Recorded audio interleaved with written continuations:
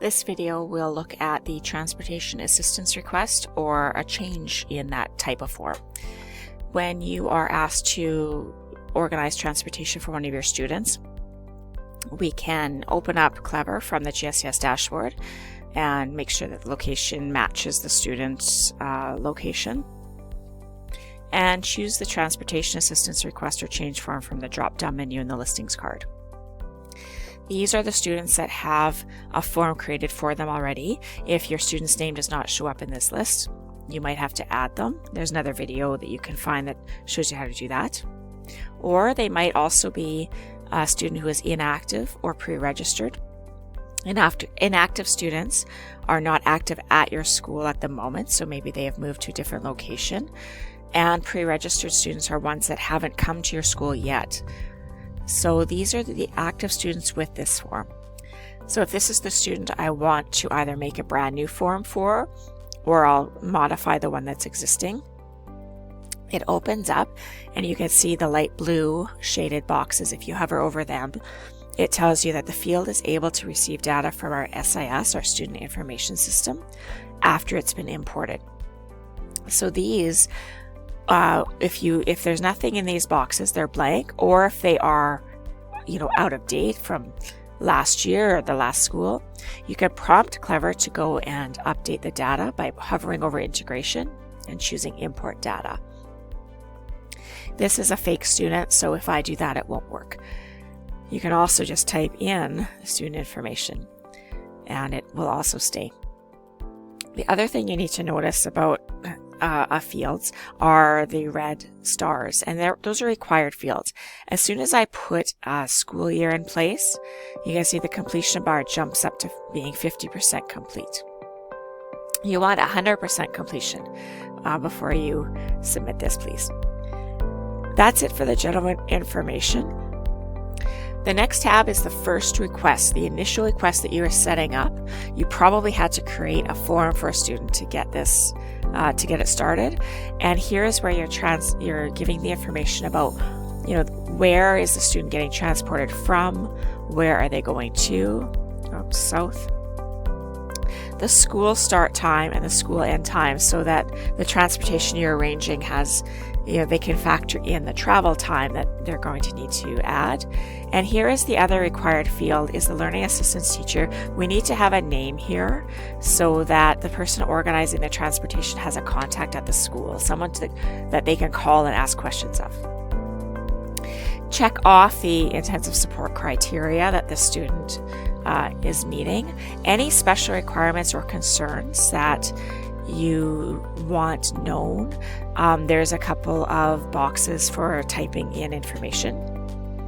And if the student resides in the school catchment area, yes or no, and any special requirements if they don't. If this is the initial request, you jump straight over to the Submit button. You click off the Ready to Submit to Principal for approval and push the notification, and this will self-fill, and that lets you know that the school admin team has been notified with email.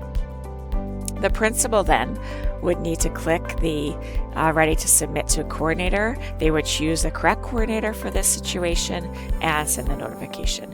And then the coordinator approves this and sends it off to the people who arrange the transportation. And those the people who actually arrange the transportation would choose, the type of transportation that was asked for, Captain Taxi, for example, and the request status. Is this an active request or has it been discontinued? Is it now over? However, if this changes, maybe the family has moved, or maybe they're switching schools, or for whatever reason, this initial request is not valid anymore, you can just change the request by answering any or all of these that make sense. If you make any changes on this tab, though, you're going to need to go through the whole submit to principal, the principal resubmits to coordinator, and to go forward, because if you make any changes and don't submit, no one knows about the changes that you've made and the transportation won't be changed. So if the student is changing maybe it's a cab situation and you don't need that service anymore, or the address changes to maybe they've moved, or anything else that is needed, special requirements. Or maybe you're changing the transportation from the cab, maybe you need to change it to that the parent is now driving, or the school start and school end times are changing, maybe it's only for half a day. When is this going to take effect? Try to give as much notice as you can. This won't happen overnight. Like it's not going to be an immediate change, especially if the submit tab isn't pushed. But try to give as much time as you possibly can. Any special instructions if they've moved out of the school catchment area. Again, once you've made those changes, you need to go back through. You can leave this checked, but you just need to resend the notification. Resend the notification unless it's a different school now. Choose the different coordinator. Resend. You can update this change requested tab as many times as is needed if you'd like, but just remember to always resubmit. The last thing we're going to look at really quickly is a transportation report. Up at the top, you can have a printed copy of what has just happened. The grade is giving an error because this is not a real student, but yours will have a grade there. And it will give all that information from that front tab, the address, the home phone number, the route information, any special types of things you made here. And then since we also had a change request, that's been added into this form as well. If you have any questions at all about this form or any other forms in Clever, feel free to call 8888 or to start a help desk ticket and someone will answer them as soon as we can.